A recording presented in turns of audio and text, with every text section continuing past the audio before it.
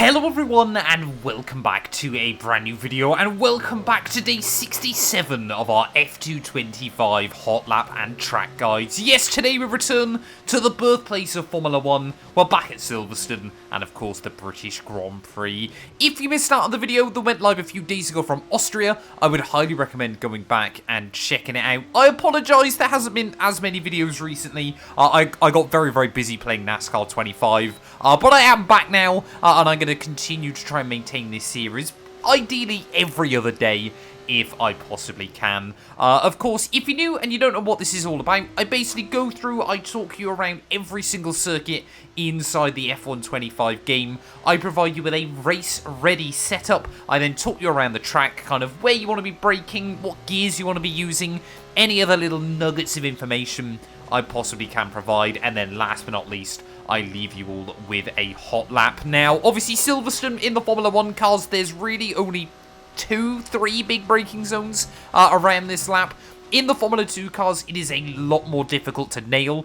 In all honesty, I think kind of modern Formula 1 cars arguably have too much grip, that Silverstone isn't really that much of a challenge anymore. But in these F2 machines, you really have to be brave, you really have to be committed if you want to try and get everything out of the car. Of course, as always, timestamps will be linked down in the description below if you just want to head to a certain part of the video. A massive thank you to everybody for their continued support. We are getting closer and closer to 15,000 subs here on the channel. So if these videos are helping you out, I do provide all these setups and everything else for free, so it is the best way to support us, so please do make sure you hit that sub button as well. But yeah, let's head out onto the circuit then, and I'll talk you around a lap of the Silverstone circuit. Well, making our way then down in towards the final chicane, ready to start a lap then here from Silverstone. Second gear on the way through. You want to try and get a nice straight line run off the exit of the corner as you possibly can, and then one nice smooth motion there as you get on the throttle.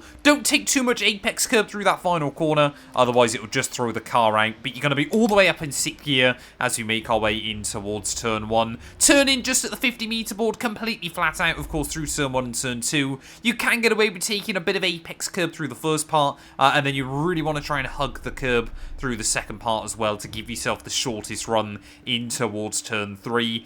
Ready for the loop though, you want to brake just at the start of this curbing there, about 85-90 meters out from the corner. From 6th gear, you want to cycle down quite aggressively down into 3rd gear, really allow the car to rotate in, and then as you're getting towards the apex, that's when you bring it down to 2nd to try and make sure that you keep the back end planted. 2nd gear through this transition, then try and bring the car over to the right hand side. You're going to just about get on full throttle, and then at the start of this outside curb, you want to nudge the brake once again to make sure you get A, obviously the weight over the front end, and B, the speed scrubbed off as we make our way through. Try to take a really late apex through this second part of the loop, and then carry the throttle through the exit. Maximise the width off of the corner, but be careful that you don't run out through the grass. And then again, you're going to be flat out through that next corner there. Cycling up the car then all the way back up through 4th and 5th gear. You're going to obviously be in 6th gear by the time you get down to the end of the straight. But what I would say, of course, is you want to keep the car over on the right-hand side,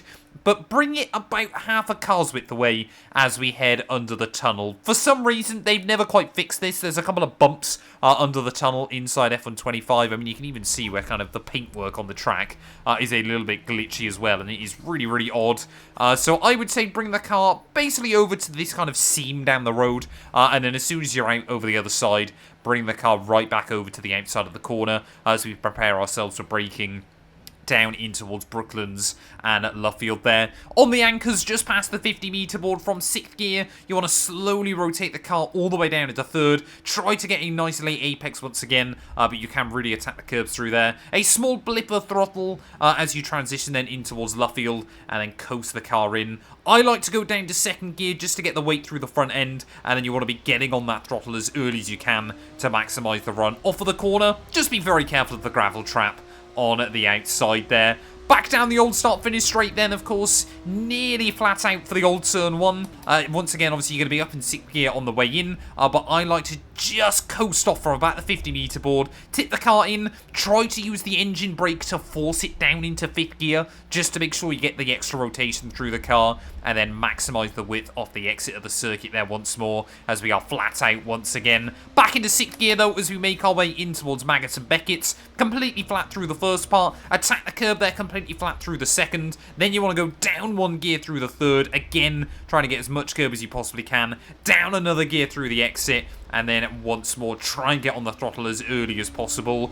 Again, around this circuit, you don't tend to actually use the brakes that much. But in these Formula 2 cars, the engine brake is really, really useful. Like I said, it just allows you to get a lot of the weight over the front end and tip the car into the corners. 6th gear, though, as we make our way down the hangar straight. Braking at the 50-meter board there. They do really like to understeer, though, down in towards this next corner as well. So really try to get the car up to the curb in 4th gear there. Get on the throttle nice and early as we prepare ourselves for the most difficult braking zone of the entire lap. I like to bring the car back over to the right-hand side nice and early to give yourself the straightest run down in towards these final couple of turns. Brake at the 100-meter board nice and tidy from 5th gear. You want to bring the car all the way down to 2nd. Be careful as you tip it in that you don't lock the rears up. Otherwise, you're going to have a very, very sketchy run through this final chicane. Again, you're aiming for that sausage curb on the inside. Get as close to it as you can before you are nice and smooth on the throttle out of that final corner. And then the quick run back around to the start-finish line. And there we go. That is going to be a lap here of Silverstone. Like I said, it's a really, really tough track to try and get absolutely nailed in these Formula 2 cars. Just where so many corners that are normally easy flat in F1, you are having to try and hang on to the car a lot more through those apexes. And especially, obviously, trying to carry the speed through the exit. You don't really have a chance to kind of second-guess yourself in the F2 cars. You've just got to have one smooth motion on the throttle, and that will be how you find some time. Let's head back to the pit lane, though, and I'll talk you guys through the setup. Well, unfortunately, the leaderboards are being a little bit funky this morning. I don't know if there's some issues over on EA servers, but we did a 1:37.707, I believe. So basically bang on a second currently off of our world record time, and I believe it would have put me around kind of the top 100, if I'm not mistaken. If we keep scrolling down there, yeah, we would have been about, yeah, 97th in the world as well. So always happy with the F2 laps if we can try and break into that top 100. But taking a look then at our setup figures, of course, Silverstone is a very low downforce circuit. You really are trying to hang on to the car through the corners. As I've mentioned before, front wing really does define, obviously, how much rotation you get through the corners. Rear wing very much dictates the speed. But of course, you don't want these two numbers too far apart. Otherwise, the car is going to be incredibly oversteery. So 99 is what I'm running here. It doesn't mean that the old turn 1 is completely flat out. But again, obviously, if you get the car back into 5th gear, it should be able to rotate through. But 9 on the rear wing there just allows you to obviously carry that speed down the straights. And of course, obviously, the new first chicane, Maggots and Beckett's obviously are all still easy flat.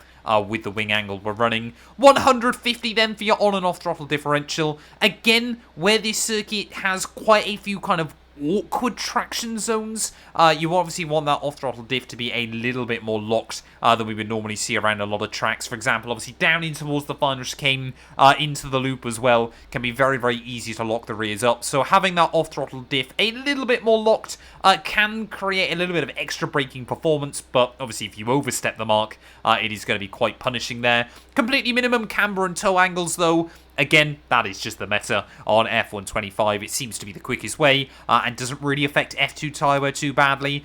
38.7 though for your front and rear suspension, and then 15.10 for your anti-roll bars. 22.49 though for your ride height. Again, for some reason the F2 cars are less sensitive to curbs and things inside this game, so 22.49 there. As long as you avoid the kind of the little bump down the Wellington straight, you should be good around the rest of the lap. Again, just be careful of those sausage curbs, otherwise they will really, really punish you. But again, fairly standard kind of numbers. This is a circuit you will run quite aggressive because it is very, very difficult to kind of find those last few tenths of a second. But obviously, if you drive just under the limit, you won't make too many mistakes either with a bit of luck. 55-100 for your brake bias and pressure. Again, seems to be my standard inside this game with these F2 cars as well. So just kind of run your default, what you feel comfortable with inside the title as well. And then again, absolutely minimum tyre pressures, because that just seems to be the way this game works as well. Hopefully this video has helped you out though. If it does, please do make sure to leave a like, get yourself subscribed like I said in the intro. We will return hopefully in a couple of days time out at Belgium. Very, very much looking forward to that one as well. But yeah, that has been our setup guide though here from Silverstone. Hopefully it's helped you out, and we'll be back very soon with more F2 25 content.